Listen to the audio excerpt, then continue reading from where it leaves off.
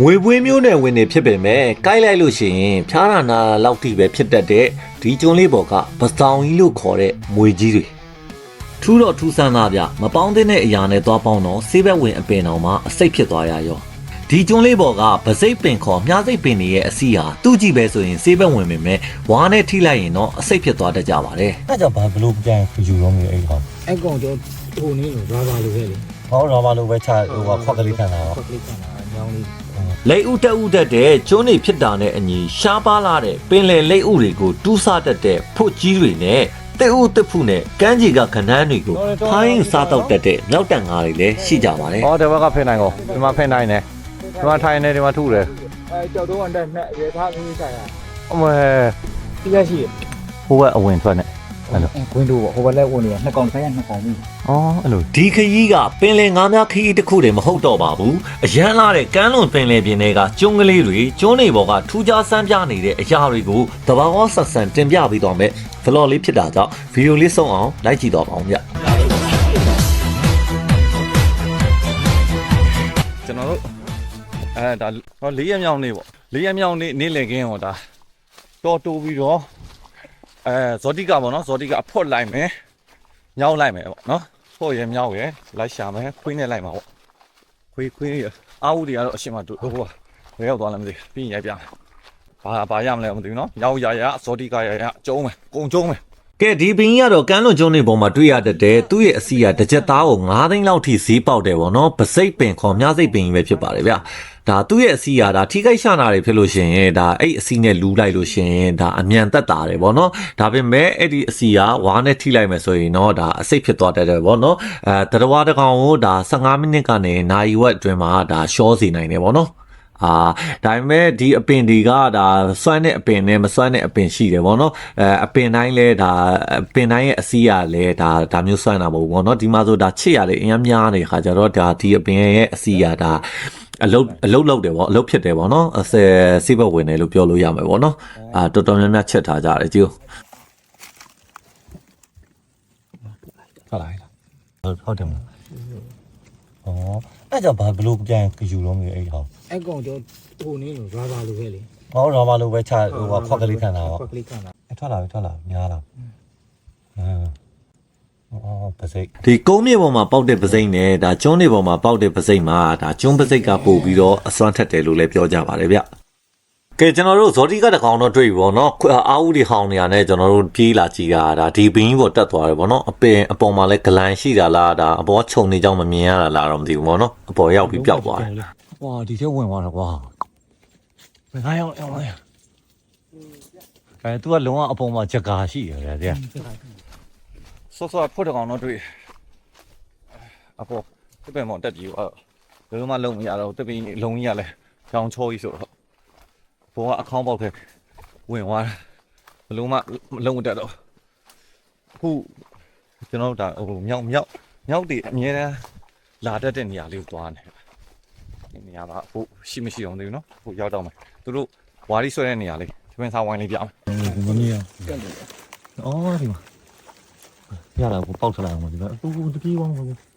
ဒါကတော့ဒီကျွန်းပေါ်မှာပစောင်ကြီးလို့ခေါ်တဲ့မွေတစ်မျိုးပေါ့နော်ဒါမွေပွေးမျိုးနဲ့ဝင်ဆိုပေမဲ့ပေါ့နော်ဒီကျွန်းပေါ်မှာအပေါက်ခံရတာအယောက်20လောက်ရှိပြီပေါ့နော်ဒါပေမဲ့တယောက်မှမလျှောကြဘူးပေါ့နော်တချို့လူတွေပြောတာတော့အစိတ်ရှိတယ်လို့တော့ပြောတယ်ဒါပေမဲ့တယောက်မှတော့မလျှောသေးဘူးပေါ့နော်ဖျားတာနာတာလောက်ထိပဲဖြစ်တယ်ပေါ့နော်ဒါပေမဲ့တချို့နားလဲတဲ့လူတွေပြောတာတော့ဒါ dry fight တွေပါတယ်ကြိုက်တာလည်းဖြစ်နိုင်တယ်ပေါ့နော်အဲ့လိုပုံစံကြောင့်များ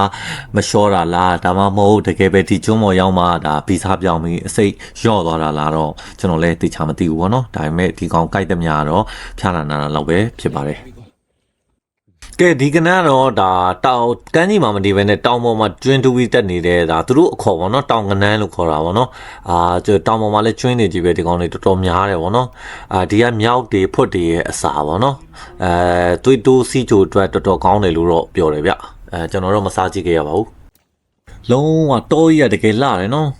အပင်ကြီးတွေနဲ့ဒီလိုအင်တာနက်မရှိဒါဖုန်းလိုင်းမမိတဲ့နေရာမှာနေရတာလဲဒါတမျိုးတော့ကောင်းတယ်ဗောနော်ဒါပေမဲ့အလုပ်တော့မပြီးဘူးဗောနော်ခဏတစ်ဖြုတ်ဆိုရင်တော့မဆိုးပါဘူးကဲဒီမှာပစောင်းကြီးနောက်တစ်ကောင်ထပ်တွေ့ပြီဗောနော်ဒီတစ်ကောင်ကတော့အကြီးပဲဗျနဲတိုင်းမို့ ဘာမျိုးထားလဲမသိဘူးငြိမ်နေတာဒီကောင်လေးကဒါနေလည်နေခင်းဆိုရင်ဒါအရှိတ်အေးပြီးတော့ခါကျတော့ချောင်းကောင်းတဲ့နေရာတွေပါအဲ့လိုပဲခွေနေတတ်တယ်ဗောနော်ညရောက်မှာပဲအစာရှာကြတာများတယ်ဗောနော် အဲ့တော့သူပြေးလာတော့သူကဇိမ်းနေနော်ဟဲ့ဒီမှာလည်းများစိတ်နောက်တပင်ပါခင်ဗျာများစိတ်နောက်တပင်ပါအရောကဒီမှာတော့မျိုး ဒီကျုံးပေါ်မှာတော့ဒါအများစိတ်ပဲတော်တော်ပေါ်တယ်ပြောရမယ်ဗောနော်ကျွန်တော်တွေ့ရတာအပင်20လောက်ရှိပြီဗောနော် လာသမီးနော်တော်တယ်ဆရာကြီးတော်တယ်ငါသမီးတော်တယ်နော် ကျွန်တော်တို့အာဝုတွေဟောင်းနေလို့တွားကြည့်လိုက်တော့ဒါဇောတိကာကြီးတကောင်ဒီအဝါမဒါအမိဆွဲထားတာဗောနော်ဒါပေမဲ့ဟိုလူអော်လိုက်တော့သူကလက်ပြီးလွတ်လိုက်တာမှရေထဲဆင့်ပြေသွားတာဘလို့မှရှာမတက်တော့ဘူးဗောနော်တော်တော်ရှိကူးကောင်းတဲ့ကောင်လေးဗောနော်ဇောတိကာတွေကလွတ်သွားပါတယ်အကောင်ကတော့ ဘာပလင်းလေးတော့commander chief တဲ့ commander chief တဲ့ရေမြောက်ကနေပလင်းလေးချစ်တောင်ချစ်စရာပဲ လက်မရလေးတွေဒီမှာလက်မရဒါလေးလက်မရလေး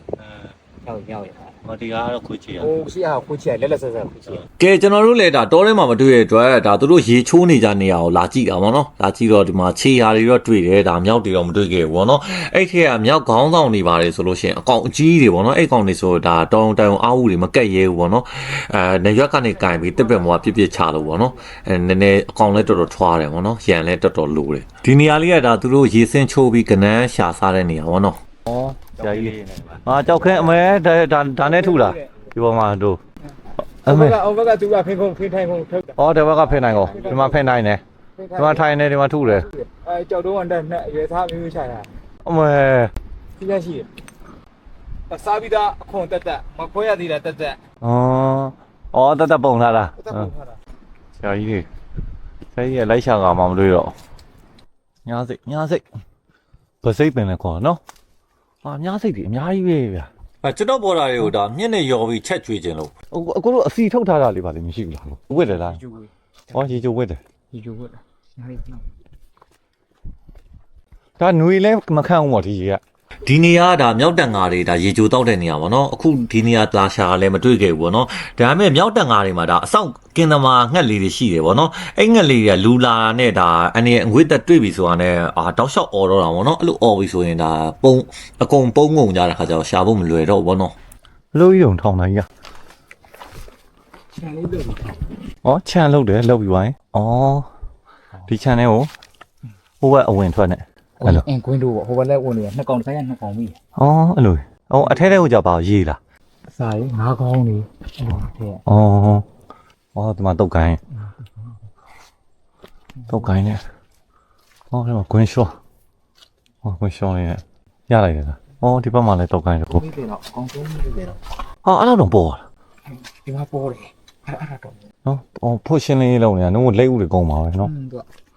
ကဲကျွန်တော်တို့တကြွန်းလုံးကို4နာရီလောက်ပတ်တာတောင်မှဒီတစ်ခေါက်မှာတော့ဒါမအောင်မြင်ခဲ့ပါဘူးဗျဒါမြောက်လည်းမတွေ့ဘူးဒါမိထားတဲ့ဖွတ်လည်းပြန်လွတ်သွားတယ်ဗောနော်ကဲအဲ့တော့ကျွန်တော်ကိုလာခေါ်တဲ့လှေလည်းလာရောက်လာပြီဆိုတော့ကျွန်တော်ပြန်มาတော့မယ်မတက်ခင်လေးလှေစိတ်နာလေးမှာကျွန်တော်နည်းနည်းအယုတ်လေးနဲ့စော့ကြည့်အောင်နော် စားကျင်တာပြ ဒီအများကြီးပဲ အကောင်ကြီးတော့အယုတ်လောက်တော့မရှိပဲနဲ့ဒါအယုတ်ကိုစားမယ်ဆိုတာကြီးပဲဒါငတုတ်တွေဗောနော်ငတုတ်ပေါက်တွေ ဟုတ်လိုက်ဟာကိုဟိုနဲ့ခိုင်းနေဝင်ကစွန်းနဲ့မြန်ရင်ကြိုက်မှာတော့ဒီကောင်ဟုတ်လိုက် ကျွန်တော်အဲ့လိုကောင်လေးတွေအစာလုပ်ပြီးတော့အကောင်ကြီးပြန်ပြည့် ဟိုအရှင်ပြန်ပြစ်လေကို ဒီလေးကဒါကျွန်တော်ရေငုပ်ပြီးတဲ့ခါကျတော့ဒါပေါပင်းတော့ပေါက်တဲ့လှေလေးဗောနော်အခုလဲဒါကျွန်တော်လှေကြီးကဒီနားလေးကိုကတ်လို့မရတော့ဒီလှေလေးကကျွန်တော်ကဲပြီးပါဗောနော် ကြောက်လား ရအရင်ဆင်းလိုက်မယ်နော်ဟုတ်ပြီ